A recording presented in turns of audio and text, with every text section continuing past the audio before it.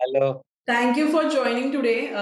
We have 7 PropTech companies who are excited to meet you and pick your brain today. And thank you so much for taking time out today.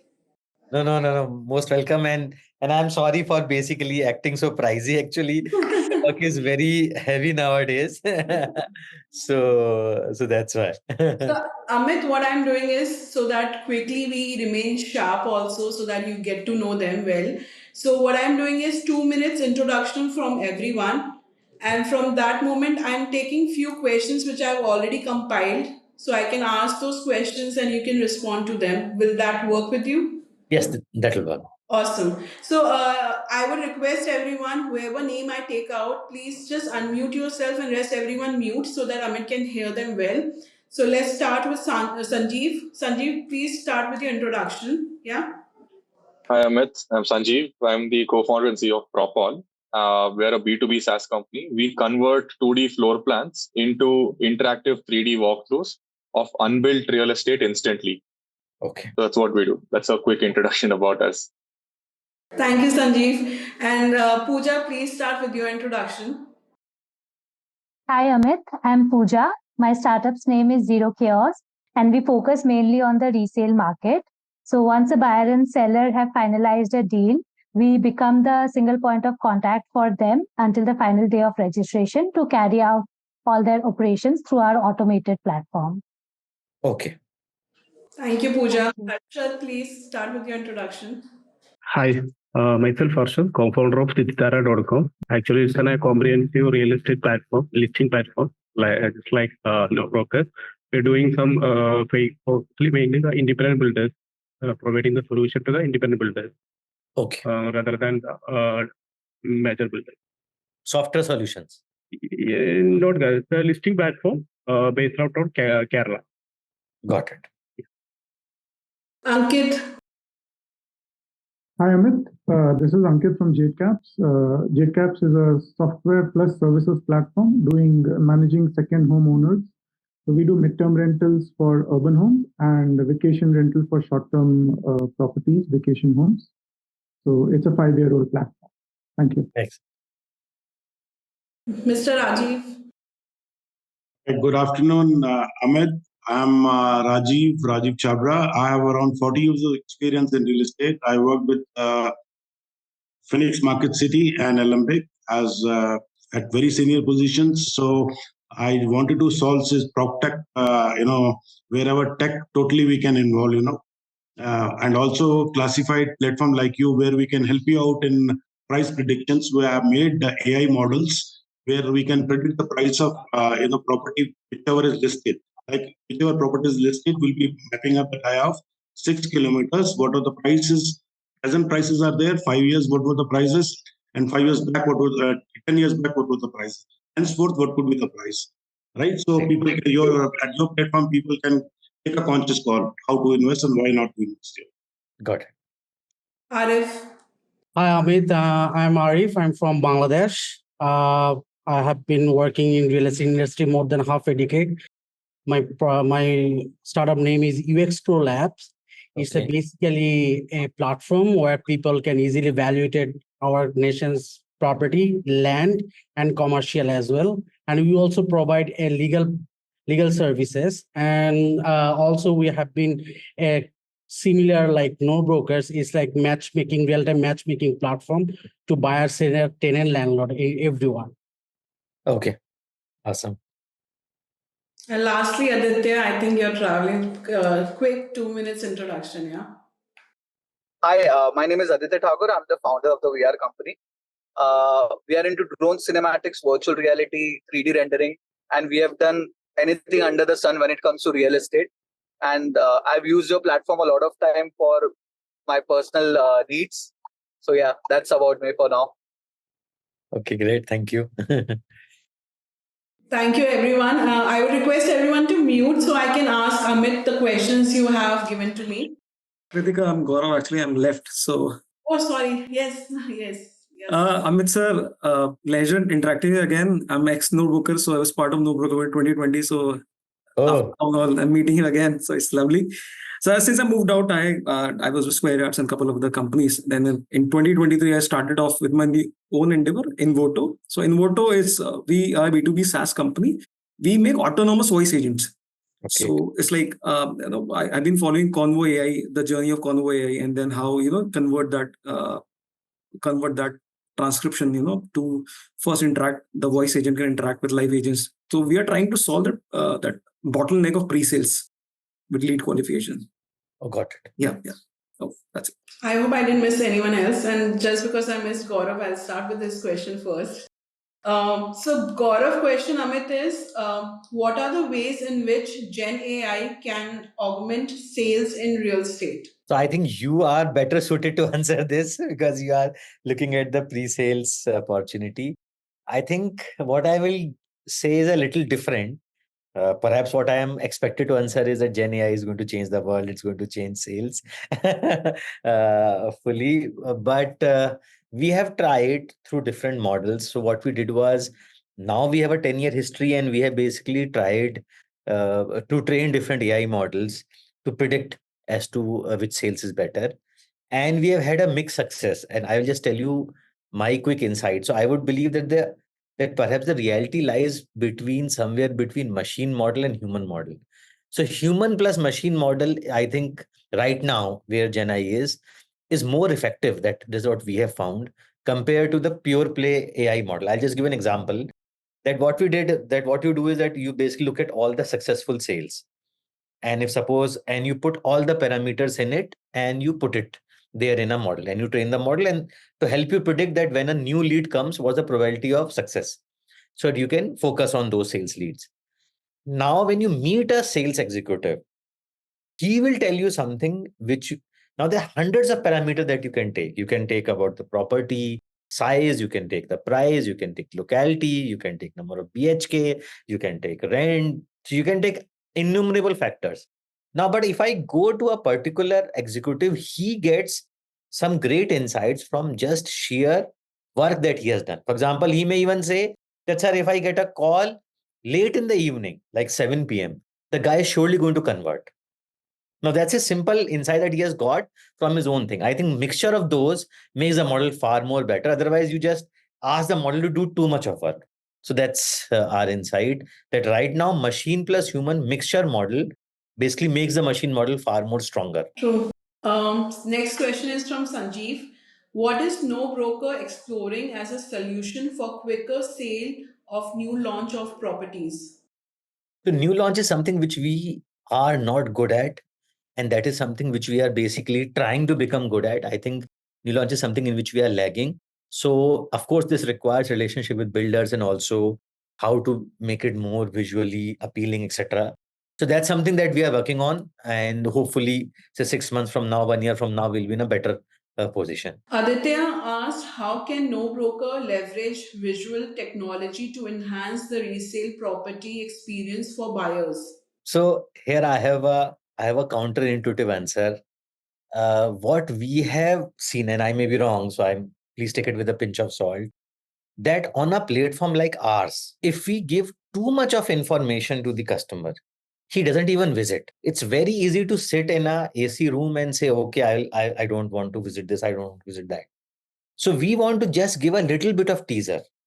So surprisingly, you will be surprised that I don't like videos on No Broker platform.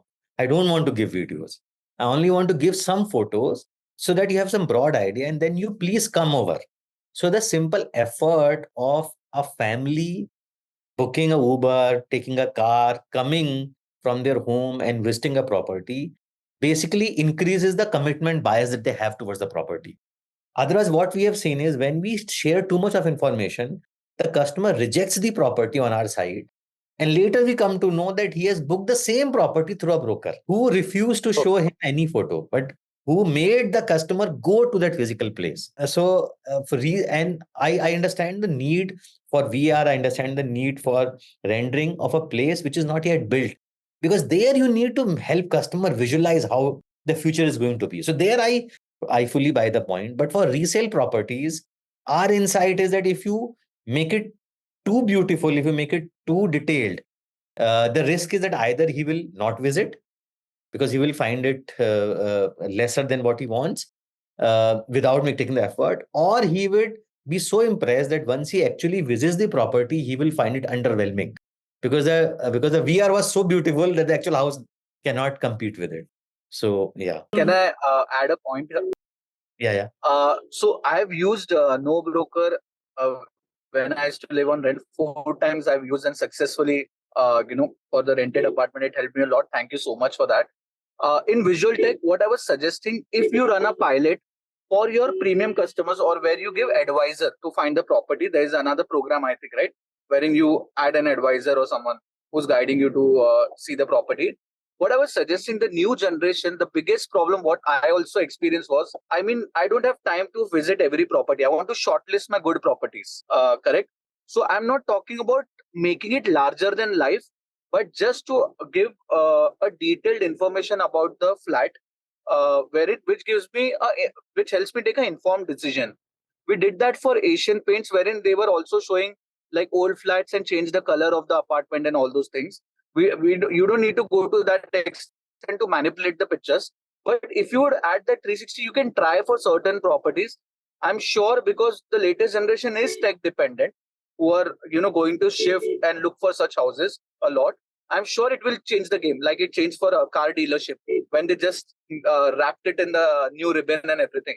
So I have something amazing to show you. If we get an opportunity, I would love. Got it. Amit, next question is from Arif. What were the key growth strategies that helped No Broker scale rapidly in a competitive market? How did you overcome initial adoption challenges? See, in the initial months and years, we did everything that we could.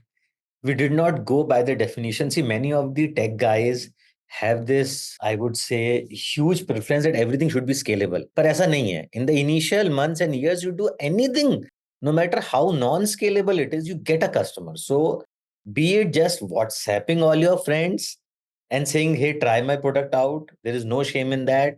Standing in front of, suppose you are opening a coaching institute, I wouldn't mind standing in front of a competing coaching institute and while the students are exiting, distributing the pamphlets to them, because it is the most direct strategy.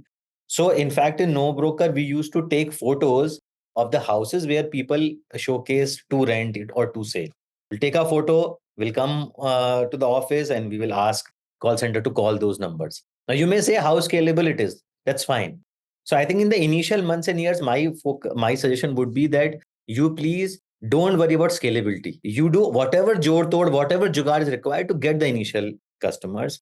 Second is, in real estate, don't be very careful whether it makes sense for you to have a wider set or a narrower set. If you are making a software, perhaps, then a wider set makes sense because you can sell it to anybody, be it in Meerut or be it in Pune. But if you're a platform like us, the thing which we did, which was most, I would say, first from the common sense perspective, but seemed very odd to our investors, was that we said we are not going to expand to different cities. Because when you take a very small catchment area, your marketing efforts become stronger, your ROI increases. Yes, your vanity metric decreases. And investors will say, hey, you are only in one city. But I would say if your business is about targeted marketing, why Bombay? Just take Powai. Why Bangalore? Just take Kormangla. So it makes sense to be very, very minute so that you can genuinely do more marketing efforts, more targeted efforts. And thankfully, and start with a city in Bangladesh, if possible, which has higher tech adoption. So for example, had we started in Delhi, which is India's capital, we would have bombed. It would not have worked.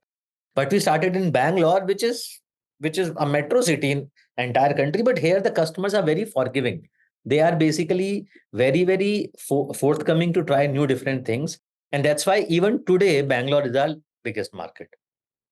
Okay, Amit, I have a separate questions, because here in Bangladesh, the Dhaka is the most high in city areas, and basically due to on time real estate market, primary apartment are not giving on time. The secondary market is huge. So my question is, there is a two city in very overcrowded is like Dhaka and Chittagong. Chittagong is like the coastal area, so there is a lot of. So what we are actually are facing some challenges is like, the cities like Gulshan and Bonani, these are the posh areas. The property price is much than higher than the lower area, right? So how we can focus on the, because the transaction is more than higher is getting the commissions and all the stuff. So my question is, we want to mass people or we want to niche people to target initial stage for this? It's just a question because Yeah, so I understood. So I am saying you figure it out which customer base is going to be more attracted towards your platform. What's the current reality? And you be receptive to what customers are saying. For example, we thought that a tech platform will be much liked by the rich guys. Yeah. But we discovered that we are not just a tech platform, we are no brokerage tech platform. Okay. And the rich guys don't care much about brokerage. Okay. It's the middle class guys who care much more about brokerage. So we did not do well in South Bombay, and still we don't do well there.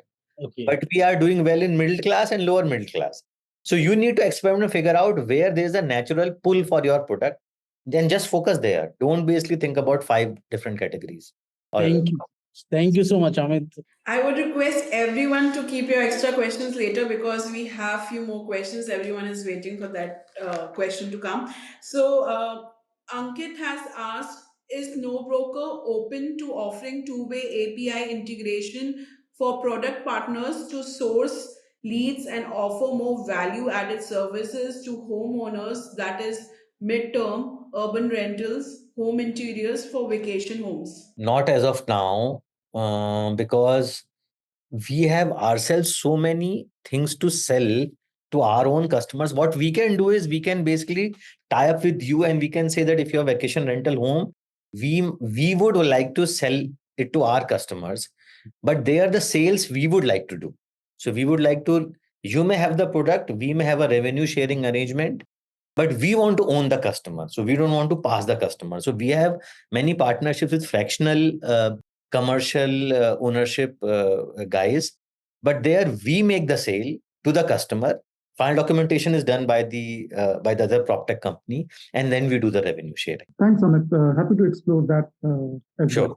Harshad, question is, from your experience, what is the right time to scale up a real estate platform and how would you recommend expanding into new region effectively? Sorry, come again? From your experience, what is the right time to scale up a real estate platform and how would you recommend expanding into new regions effectively? This is a very broad-based question, and I think the answer has to be very specific to your business.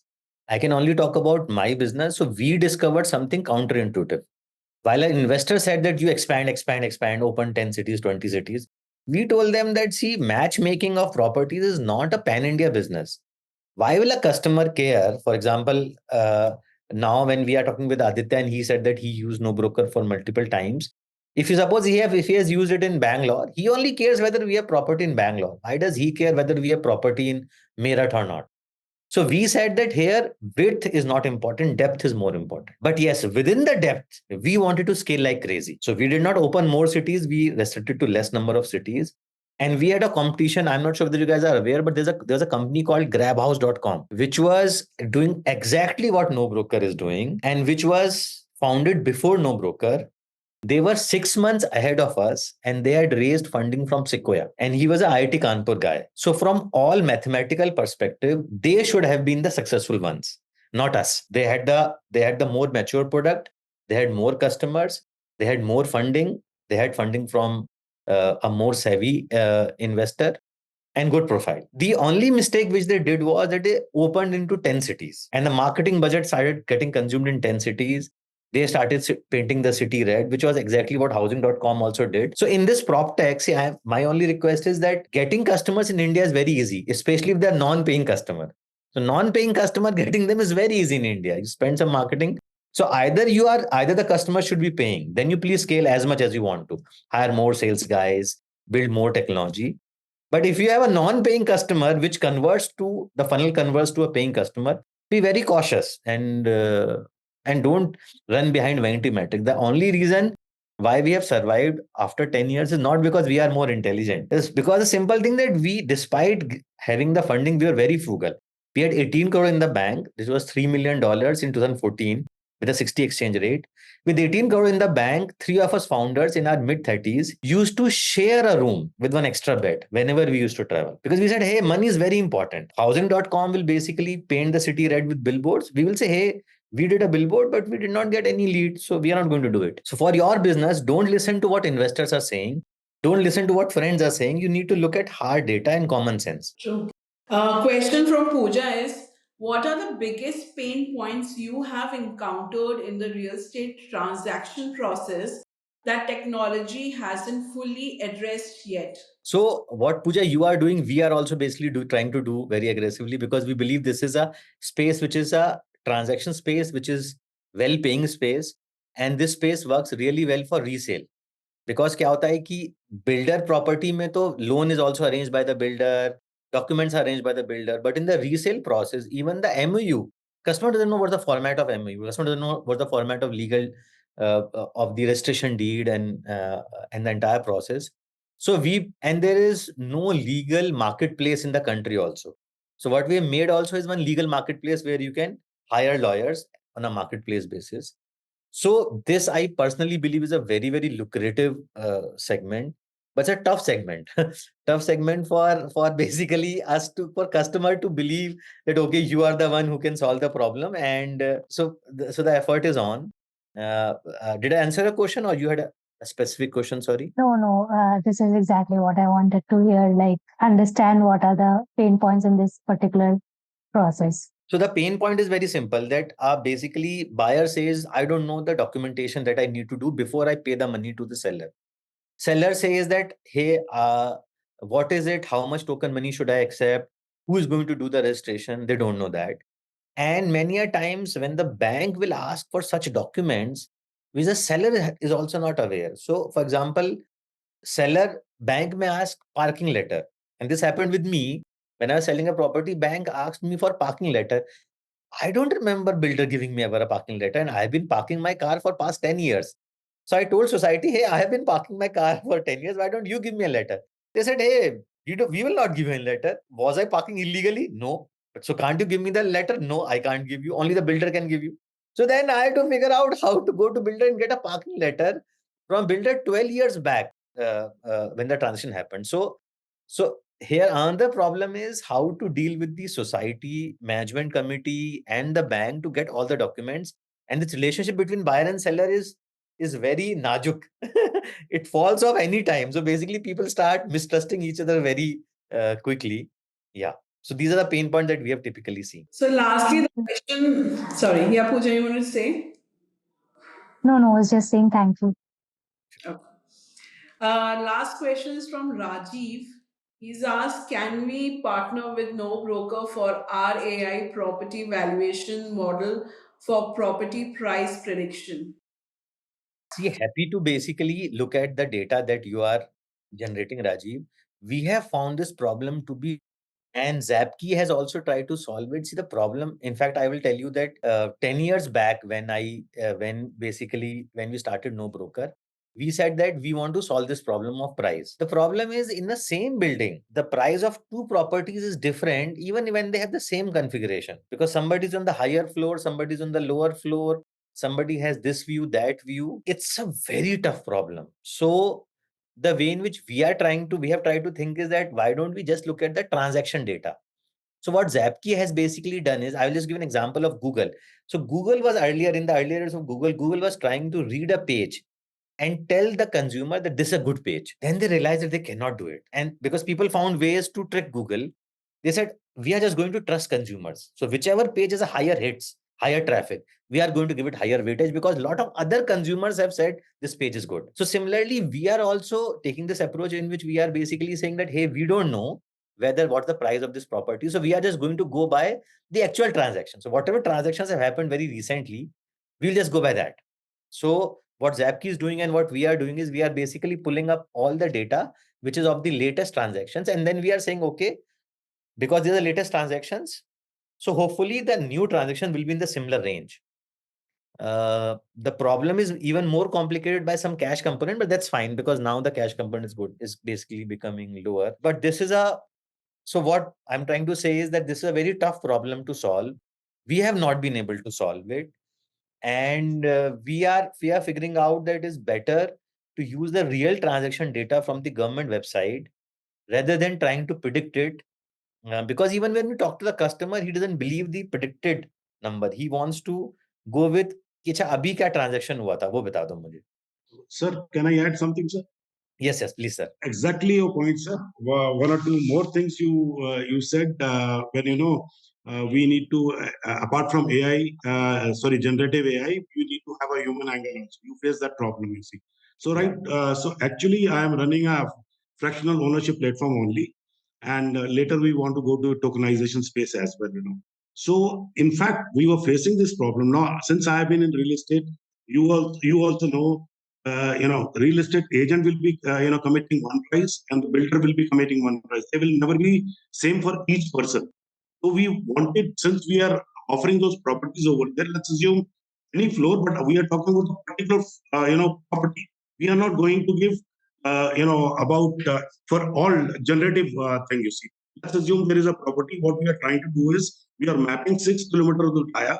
What are the rates right now? What was the rates 5 years back? What were the rates 10 years back? For a particular property we are talking about. Now, how are you finding these rates?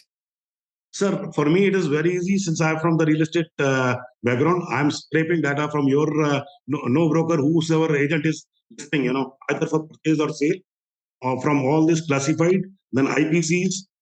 Sir, I have been doing computer analysis all through my life.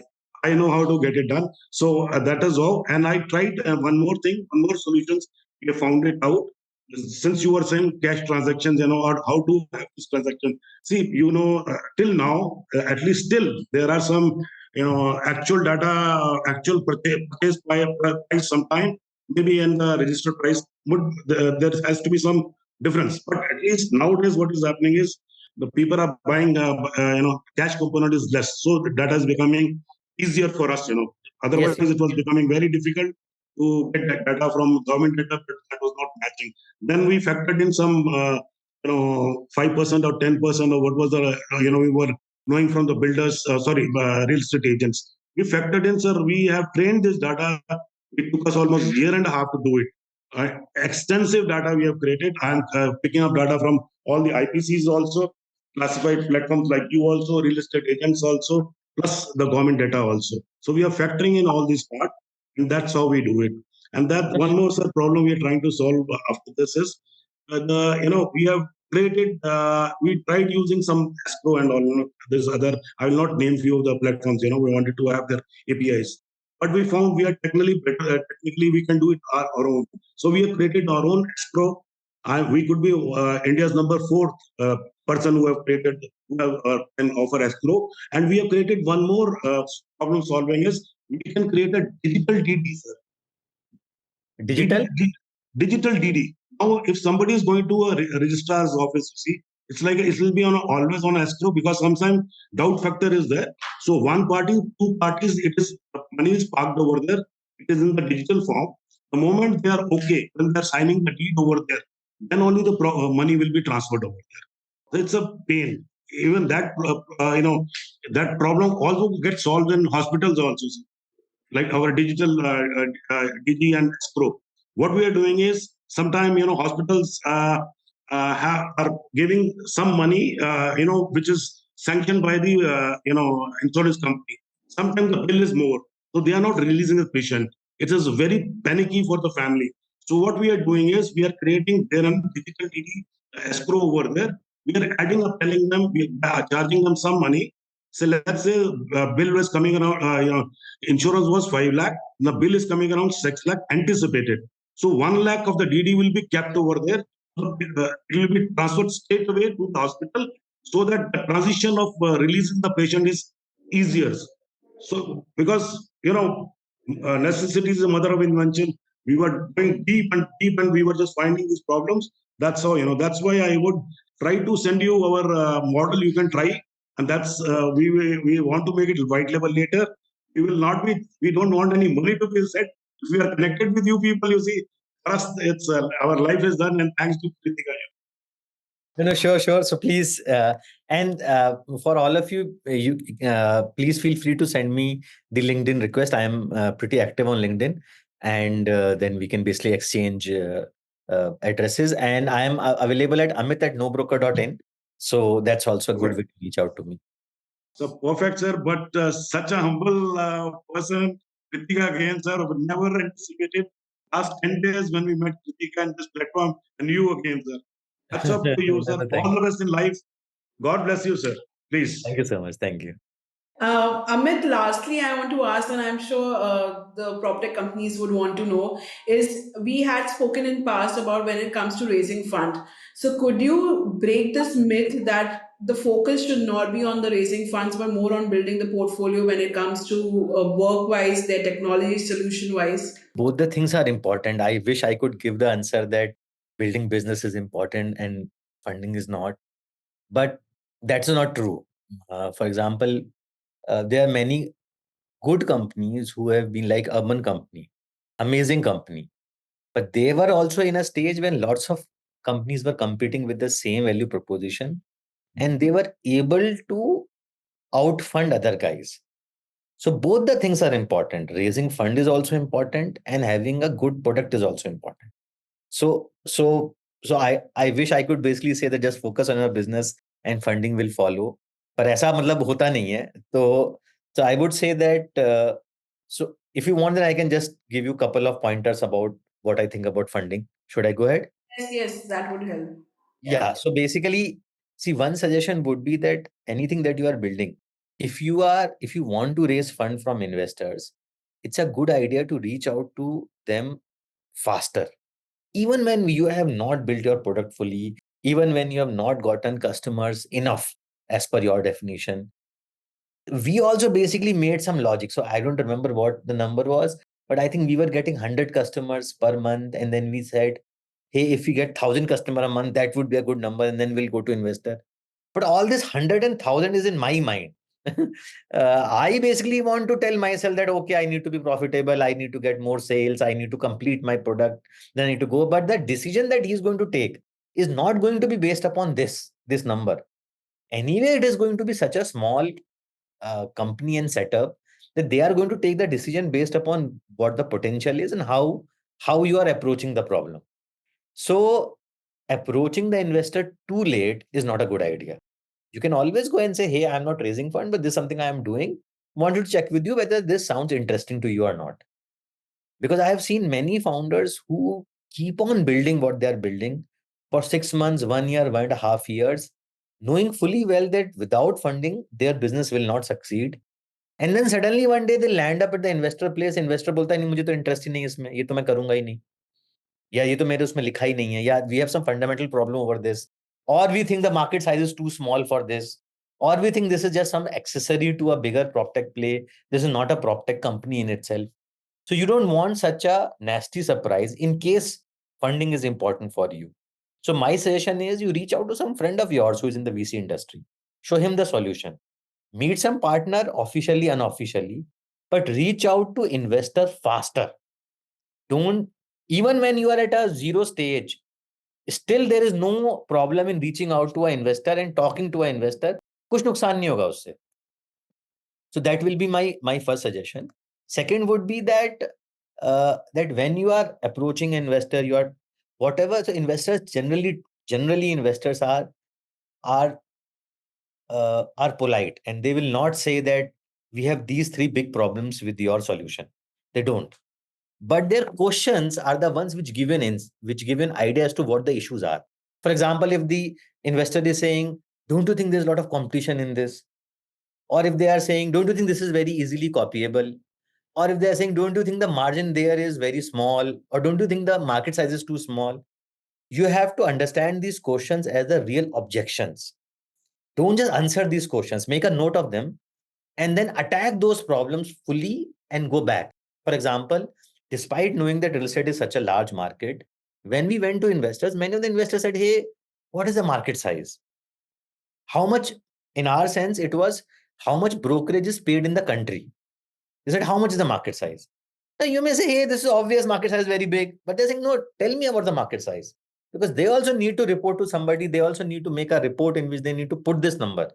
So we understood that this is important for them, and hence we need to solve the problem for them. We can't just say that, hey, this is your job to figure it out. So what we did was we basically took the census data.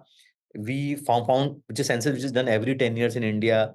We made some assumption about how many times the property rotates, what is the average ticket size, how much are on rental, that it has given in census. We figured out, and then we came up with a number, and we told them this is the number.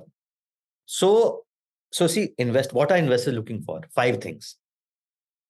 What is the problem that you are solving? What is a unique solution that you are giving for that problem? How big is the market size? What is their team structure? What is the team pedigree? And 5th, what is the traction so far in your business? Right? These are the 5 things. Now, with these 5 things, you have to generate FOMO. So that's the reality. You have to generate this FOMO that, hey, this is an amazing idea. I am solving it in a unique way. Nobody else is doing it in this way. I am going to be very big. You want to participate? Then let's partner. Otherwise, you are going to miss it because I am talking to 10 more people. So when we had exhausted all our leads and every VC had basically said no to us, the last VC that we went to, he asked us, why us? And we said, see, we have 5 more investors when we had none. But I have just come to you because of ABC reason. So you have to basically, after all the logic, the FOMO always prevails. They are also human beings. They should feel that this opportunity is too large, too lucrative, too juicy for them to miss. If you can't invoke this feeling through a mix of data and emotions, then it will not work. Then it will be all about or dikhao. Dance more, show me this data, get me that traction, get me 5 more customers, do it in this city also. There's no limit. How do I do these things when I don't have money? First give me money, then I will do those things, right? So then it's a chicken and egg.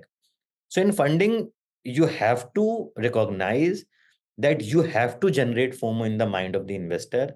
They should, after the presentation, they should feel this is a compelling opportunity that they should not miss. So lastly, I want to know, I'm sure everyone wants to understand, because in the current Indian market, there have been now few more accelerator programs that have come in where they also take a certain equity stake or whatsoever in those lines. Would you suggest that startups in the growth stage, on the starting stage, should be joining such accelerator programs? See, I'm not sure. I'm not sure how much value. So the answer is not a common answer. Many of these accelerator programs are founded by people who themselves have not been much successful, and it is just another career for them.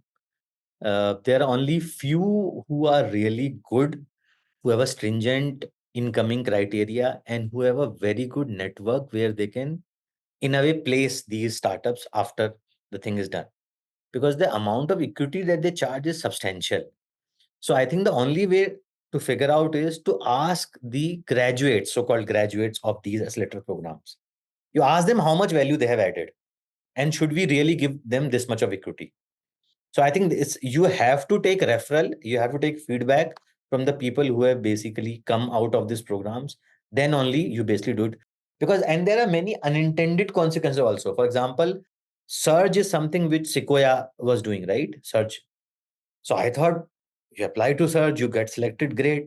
The problem is that if you get selected in Surge, which is run by Sequoia, and after the program is done, if Sequoia doesn't invest in you, then you are untouchable. Nobody will invest. Because they will say, hey, Sequoia hasn't invested when it is their own accelerator program. How can we invest? So sometimes it basically becomes a double-edged sword also. So be very careful. Don't get into any accelerator program and give your equity unless you have heard good about it from the people who have attended the program. True. So I won't take much of your time. Do you want to quickly take few questions from them? Yeah, I have time till 4:30. So I have time till 4:30 as I promised, Kritika. Yes. So Can I ask one question, Kritika? Yeah, Aditya. Amit, thank you so much. You gave us a lot of clarity. And I just want to understand during the funding, first of all, if your company is quite profitable, I have 2 questions. Should you look for funding when you're already making your margins are high, you're already profitable. Should you go for funding? One second, even if you go for funding, how do you understand how much stake to dilute or how much equity should you give? Because I received a few offers wherein some big companies, they offered us but buying 51% of the company. So I didn't understand. I mean, I was like, I did not want to sell my company, right? I'll be employee of my own company if I do that. And these were really huge giants, and they were like, we'll invest in business, like we'll give 20 crores 30 crores in business. I'm like, what am I getting? Like, when we will make your valuation big, then you'll be owner of a company which is 100 crores 200 crores, whatever. So how do we figure that out? It all depends upon the percentage. If the investor is taking 10, 20, 25%, then he wants to financially invest, not strategically invest. If somebody wants to strategically invest, which is basically a circumstantial way of saying that they want to eventually own your company, then it's better to fully sell and say that, okay, I'm going to serve for next 1 year to hand over, fully sell, give me everything in cash, if that's your objective. But if your objective, otherwise, the three approaches: sell fully, get cash, work for 1 year to smoothen the transition. Second is that you keep on running it. It is profitable. Keep on scaling it up. It's your baby. Nobody has any claim. No investor headache. Nothing. Third is that you want to basically increase the valuation, give ESOPs to your people. Eventually, you have a dream of listing. If all of that is basically on the card, then of course you should basically dilute. But be very stingy in terms of the equity that you give. Be very stingy in terms of and be very aggressive in terms of the valuation that you ask for. Okay, and that is like how many x of the current transaction? If we are making 10 crores right now, and if someone wants to invest in us, how do we calculate? Like, how does it work? Unfortunately, there is no formula. So it all depends upon. So this has become a completely, as I said, has become a completely FOMO market. If the market is heated, people give you 20 times your annual sales. So the valuation will be 20 times annual sales. But if the times are not good, then it will be 10 times your annual sales. So, but it also depends upon how fast your sales is growing, right? So it's a mixture of that. Okay.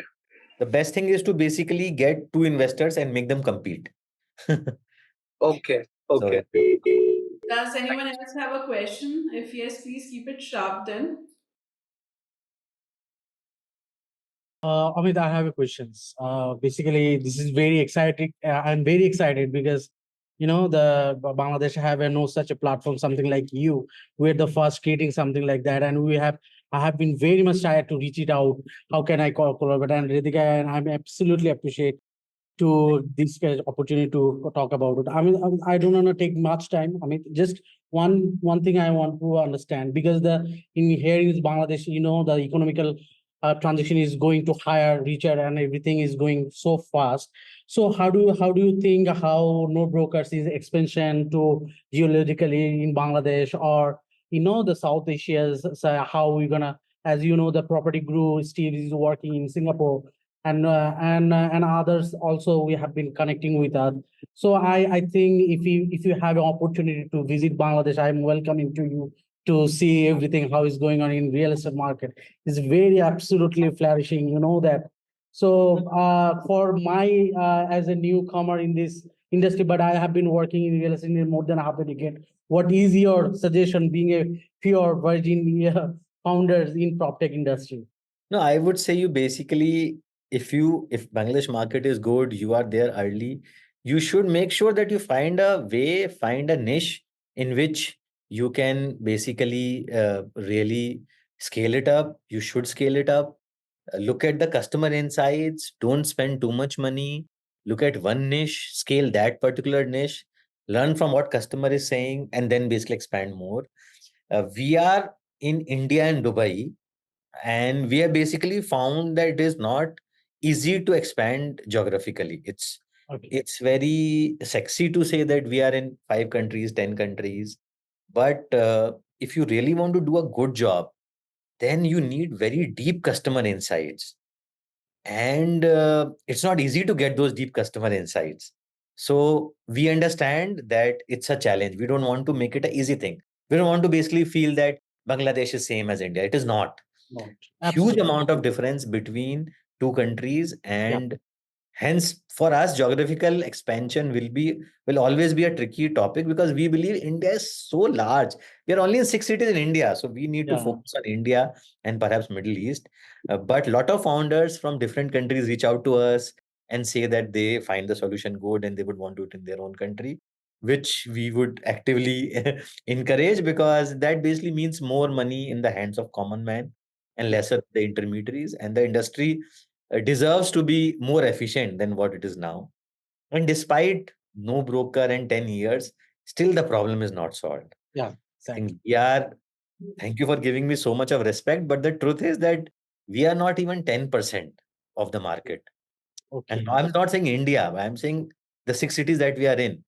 So still we are very small, still the problem is unsolved, still large number of customers come on no broker platform and go unhappy because the matchmaking is not happening. So so I think, but my experience also shows that building a company is a tough game. So 10 years back, had you told me that it'll take 10 years, I would have thought again. 10 years. But yeah. But I would say you're the first unicorn in real estate. So, what is your secret sauce to be unicorn then? Yeah, exactly. I think our secret sauce is basically twofold. One is being very frugal and not copying what other competitors are doing. I'm telling you, it's very difficult when you have money in the bank. Not copying what customer is doing is very painful, because because Nestaway came, we saw that Nestaway is raising 50 million, 100 million from Tiger.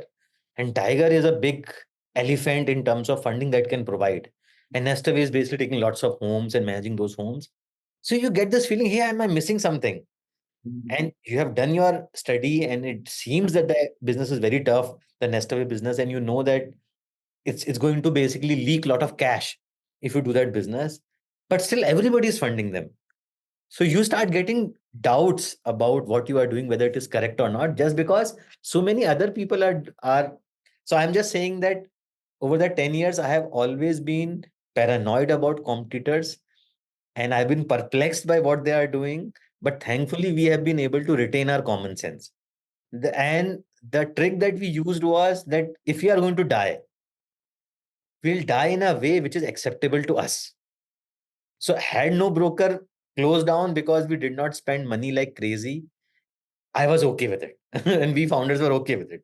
कि ठीक है ये बेवकूफी करके तो नहीं मरेंगे. So basically you should be okay with the way in which you are going to die. Are you okay with that method? So we said we are going to give our best, think about what consumers are asking, but we are not going to splurge money like crazy, even if we don't get any funding. So one is that. And second thing, which we did not get much of a chance to discuss, second is our culture. So our culture is amazingly good. In no broker business leaders, we have lots of verticals, right? Painting, cleaning, legal documentation, and packers and movers, and no brokerhood, and so on and so forth. So some 15, 20 verticals. Every vertical is basically governed by one person, one business guy, who has full accountability. And I gave him complete responsibility, complete accountability. I don't intervene in his work at all. And when I say I don't intervene, I genuinely mean I don't intervene. And slowly, these people from leaders, we started with one leader in 10 years back. Now there are 50 such leaders. We have cumulatively 6,000 employees in India. And 5,500 odd employees are basically the customer facing call center employees. So these 50 people in a way manage those 5,000 people. And this number from one leader has increased to 50 leaders in 10 years. And the attrition in the past 10 years in the business leadership team is zero. Zero. ZERO. No one has ever left us. It's a record. No one has ever left us. There have been instances where we removed people because we figured out that they are not startup material and they only came for some increment. But no one has ever left us. And that's why investors ask us as to why is it that you are able to do so many different things, and isn't it a defocused approach? But our secret is that we have been able to to create lots of businesses within no broker by making those entrepreneurs without taking any financial risk. So I think our basically real secret is our culture, because what happens is when the no broker started, I used to do everything with my own hand. So I will write on the with the chalk, I will write on the board, and I will basically say this is what needs to be told to a customer. And when slowly people started coming, I will interview every guy, every call center guy. And when more leaders started coming in, it was very painful to give this to them, because I could see that they are doing mistakes also. So, and a lot of founders get into this trap कि मैं ही सब कुछ करूंगा, I will do everything. But I think I thankfully was able to get out of it that, okay, I'm okay if they do mistakes, but let's make the company larger. So I think that is our secret sauce, which may not be applicable for you immediately, but I'm telling you, keep this in mind. If you really want to make your organization really big, you have to accept that you should be one of the lesser intelligent people. If you are the most intelligent guy in your team, how can your company ever become big? The people around you should be sharper, should be more intelligent than you, and you should be okay with it. Can I take one question, Kritika, please? Please. Sir, now after your, this talk, should we be gunning for or running after the valuation or the value of the product? It comes Both. back to again, both. No, both. Why do you want to choose one? Both. You want to basically make the product more, deliver more value to customers. Sure. And because it is delivering value, you want a higher valuation for yourself. Why should you Sure. sell your shares cheap? Sure. So last question from my side. Sir, what do you see the space in the tokenization of real estate or real world asset people are talking about, So unfortunately, this thing I don't have much of knowledge. So this thing I would perhaps depend on you to tell me more about it whenever Sure. Sure, sir. Thank you, sir. So Thank you we very have much, sir. 5 minutes, Amit, left. So in this 5 minutes, your parting words, any quick nuggets or advice you want to give them? Now you have known who is doing what. So see, businesses that all of you are doing are very diverse, but all of them are extremely relevant. Either be it using technology to solve how a customer looks at the data, looks at the product, be it in terms of selling, be it in terms of vacation rentals, being trying to figure out which segments customer wants, but the service offering is not there, or basically trying to figure out how to make the resale transaction more smooth. So all of the basically issues and problems that all of you are solving are very relevant. The good news that all of us have is market is really, really large. And in fact, if two more no brokers come, even they can adjust in the, I wouldn't like them to be there, but the truth is that even two more no brokers basically can adjust in the ecosystem. So the great thing is that market is very, very large. So that's a very, very positive thing that we should be happy about, because अगर वो ही नहीं होता तो फिर आप कहीं नहीं आ सकते. मतलब if the market is not large, then it is very difficult to basically make something big. So that is one. Thankfully, because of couple of players, of them getting funding, even us getting funding, the good news is that because there's already one unicorn, so this sector is not an untouchable sector. Now, 5 years, 7 years back, it was an untouchable sector. No one in the entire country was funding real estate. The same situation which is there of education sector today, edutech today, the same situation was there of Indian real estate, online real estate, after housing.com imploded. So all of that is gone now, thankfully. So market is very large, problems are diverse. With each of the solutions that you have told me, a large company can be made in that solution itself. In each of the solutions that you have said, calculation is very obvious, right? A large business can be made in each of your segments. My only suggestion would be to basically always follow common sense. Don't listen too much to investors, about investors are saying. You have to listen to what common sense makes sense. Secondly, a lot of people are going to tell you this is not going to work. And many a times you will also have this doubt that this is not going to work, because you will not get the traction that you want. I think in these moments of doubts, it is best to go to the customer and ask him or her, whether you will pay for this service. A lot of people told us no, brokerage will not work because it hasn't worked anywhere in the world. How can suddenly it can work in India? We said, "यार वो नहीं पता हमें, let me ask customer." So whenever you are in a moment of doubt, you ask customer whether they will pay for your product or not. And third, if your business requires funding, please approach the investor earlier than later and figure out their questions, attack their questions with full logic, and try to create a FOMO because that closes the deal.